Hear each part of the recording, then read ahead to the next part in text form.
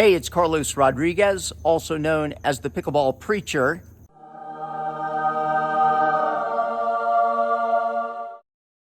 And I'm here in my lovely backyard. It's a lovely fall day.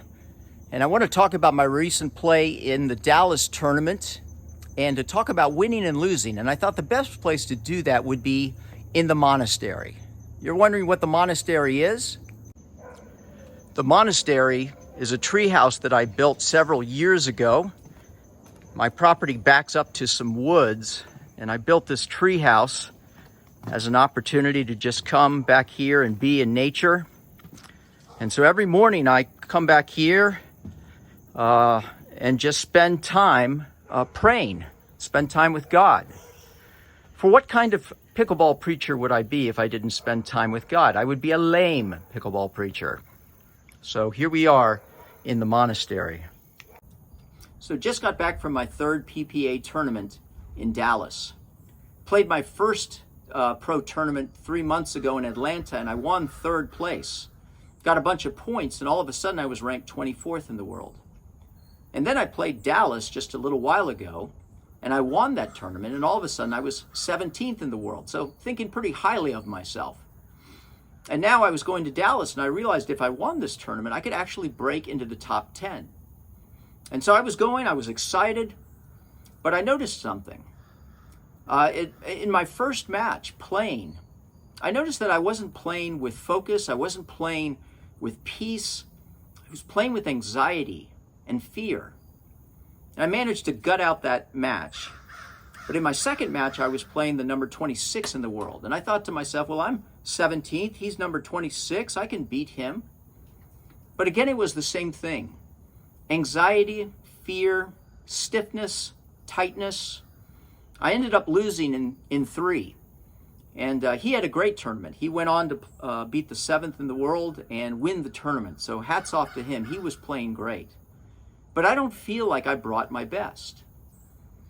And what is it that really happened? Why did I lose the joy of playing?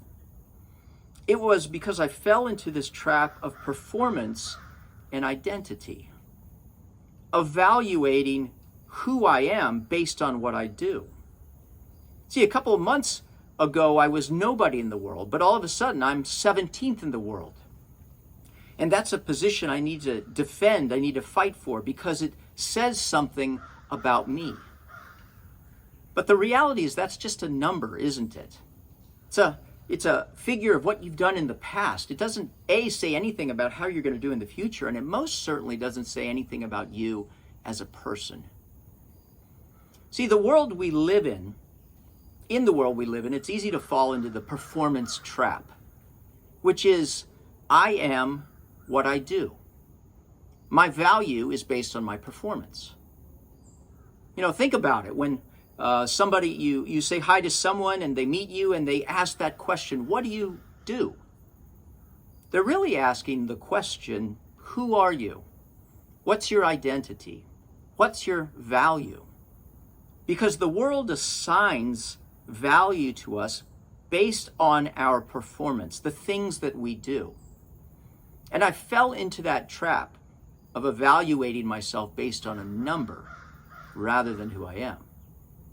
See, you can't perform at a high level, and you certainly can't enjoy it if you have so much riding on your performance, a validation of whether you're worthy as a person or not.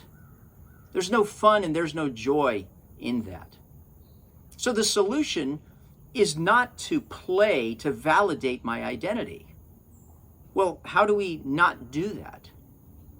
The answer is to get my identity from another place. The truth of the matter is my identity does not come from what I do. It comes from the one who made me. The Bible says when God created all things, he looked at them and he said that they were good. But when he created man and woman, he said it is very good. Indeed, the Bible says that I am fearfully and wonderfully made. See, what that really means is that God made me, and God doesn't make junk. And so when the question of my identity is settled, I can play with joy and gratitude because the ability to play is a gift. And pickleball should be about joy. The joy about getting out there and hitting balls and competing and experimenting. So the key for me is to keep my focus in the right place. It's not what I do. I am not what I do. I am who made me. Now you may be saying, dude, that's a pretty deep message. But you know, if I wasn't giving deep messages, I would not be the pickleball preacher.